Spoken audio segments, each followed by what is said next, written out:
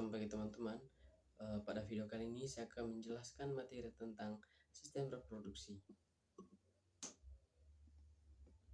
Yang pertama itu memahami sistem reproduksi pada manusia. Mengenal sistem reproduksi pada pria dan wanita.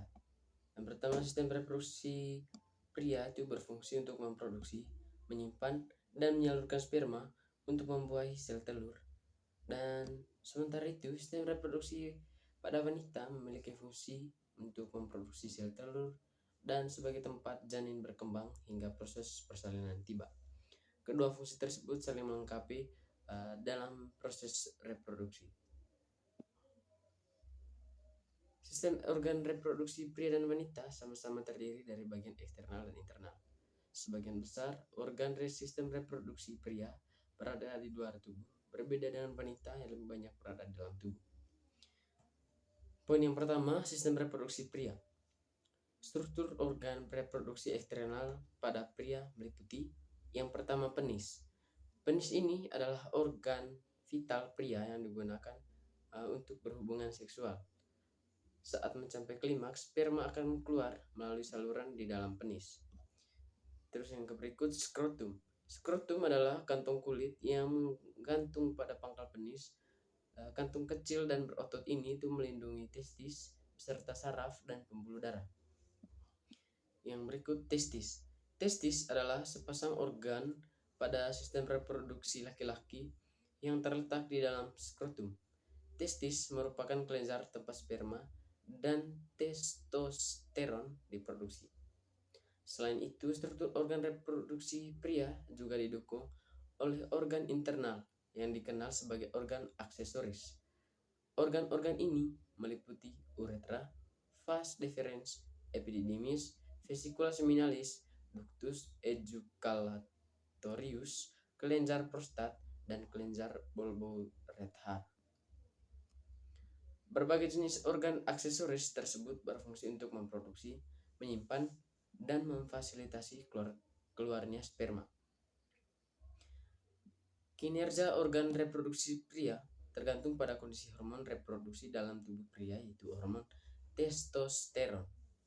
Hormon ini memiliki manfaat dalam perkembangan karakteristik seorang pria, termasuk bentuk tubuh dan gairah seksual. Hormon testosteron beserta FSH dan LH juga berperan dalam produksi sperma. Poin yang berikut, sistem reproduksi pada wanita. Beberapa organ dalam sistem reproduksi wanita antara lain. Yang pertama, ovarium. Ovarium ini adalah kelenjar berbentuk oval dan berukuran kecil yang terletak di kedua sisi rahim. Ovarium menghasilkan sel telur dan hormon estrogen serta progesteron. Yang berikut, tuba Fallopi. Organ ini berbentuk menyerupai tabung kecil yang menempel di bagian atas rahim dan terdiri dari bagian-bagian yang bernama fimbriae, infundibulum, dan isthmus. Tuba Fallopi ini berfungsi sebagai jalur sel telur untuk bergerak dari ovarium ke rahim. Proses pembuahan biasa terjadi pada organ ini. Terus yang berikut, uterus. Uterus ini juga bisa disebut dengan rahim. Uterus adalah organ berongga berbentuk menyerupai buah pir yang merupakan tempat bagi janin untuk berkembang semasa kehamilan. Bagian bawah atau leher rahim yang berhubungan dengan vagina dikenal sebagai serviks. Yang berikut, vagina. Vagina ini adalah jalur yang menghubungkan serviks atau mulut rahim ke bagian luar tubuh. Vagina dikenal juga sebagai jalan lahir. Saat berhubungan seksual, sperma akan disalurkan oleh penis melalui organ ini. Organ reproduksi wanita turut dilengkapi dengan organ reproduksi eksternal, yaitu labia mayora, labia minor, kelenjar Bartholin, dan klitoris. Organ-organ eksternal ini berfungsi untuk memicu hasrat seksual wanita, melindungi organ reproduksi internal wanita dari berbagai penyebab infeksi, dan membantu proses pembuahan sel telur oleh sel sperma. Sistem reproduksi wanita juga bekerja sama dengan 4 hormon reproduksi utama, yaitu FSH, LH, estrogen, dan progesteron.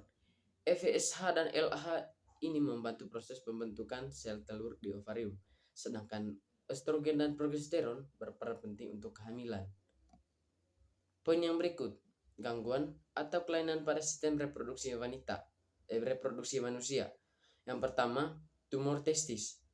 Tumor testis berasal dari sel benih, sel Leydig atau sel Sertoli.